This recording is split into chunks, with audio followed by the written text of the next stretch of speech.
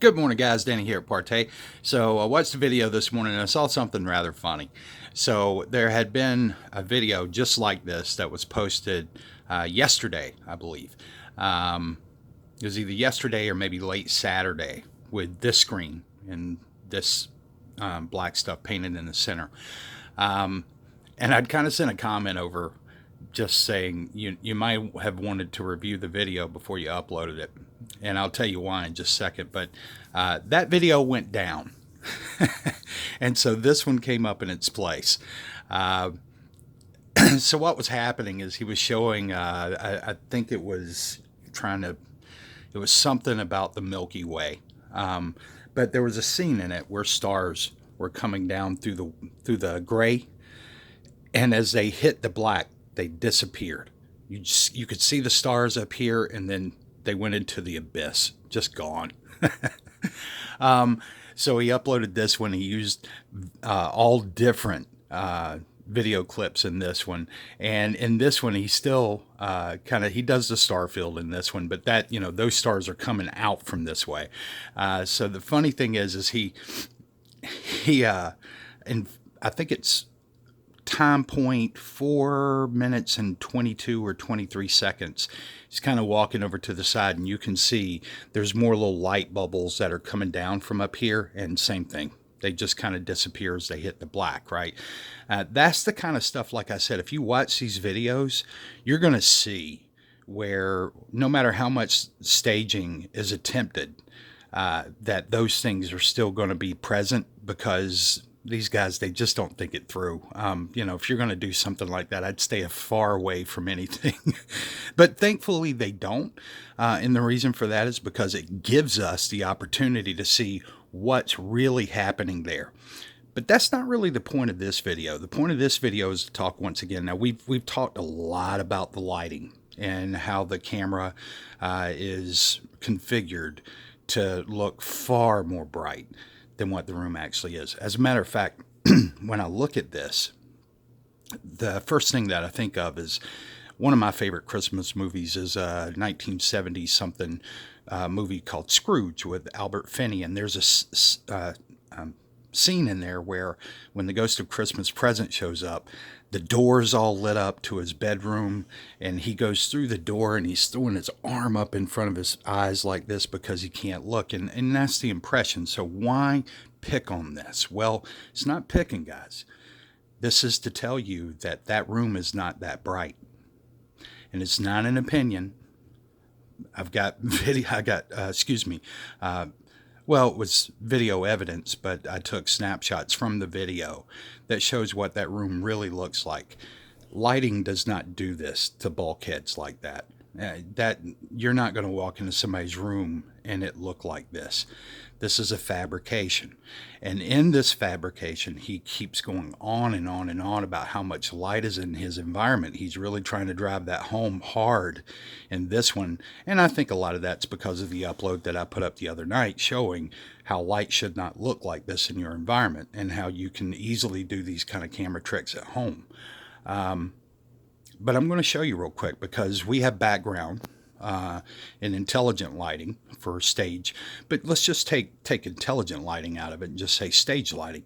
Back in the day, we used to use a lot of par 30s, par 35s, par 64s, and you use a lot of flood lamps. And this is where it's really great to be able to marry science up with, say, practical know-how. There were things that we learned, and we were younger, and setting up stages. And I was a vocalist in a band back then as well. And even with our own lighting, we would have par 30s that would be set up, say, 12 feet into the air. Those par 30s from 12 feet just did not get the job done. We had to go to par 64s, which were pushing out 1,000 watts, guys, 1,000 watts. That's roughly somewhere in the ballpark of about 25,000 lumens on most of those. So it takes a lot of light in a floodlight situation to be able to push a ton of light across that great of a distance. We refer to those as wash lights. You don't really call them floodlights in stage lighting. I guess some people may, but for the most part, they're referred to as wash lights. And the reason for that is because that's exactly what they do. They'll wash a broader surface, but a spotlight is always going to be more intense light. It all comes down to beam angle. Once again, guys, it all comes down to the science. It's not, the distance only matters where a light is based upon its beam angle. And, I'll let you guys, if you guys want to go research some of that, because we could be here all day talking about some of the aspects of that. But the simplest way to know is that the wider your beam angle, the less light is going to hit a surface. The narrower beam angle, the more intense that light's going to be. Here's the most practical way to think about it. A floodlight versus a laser. Which one do you think is going to keep its light the furthest?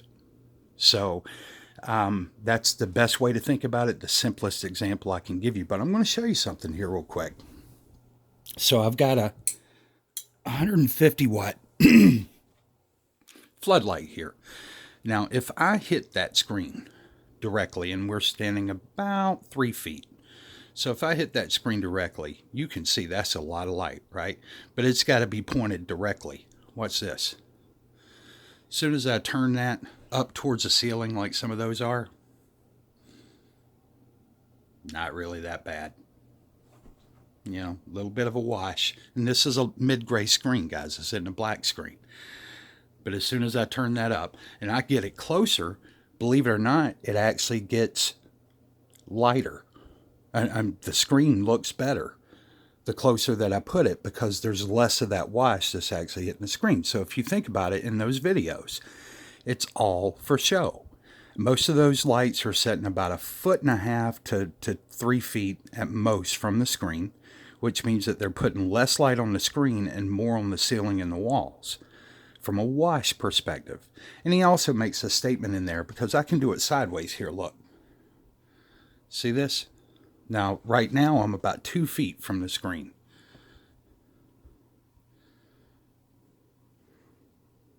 Now, if I do this, that's a game changer altogether. But that's not how those lights are set. They're either set up or down.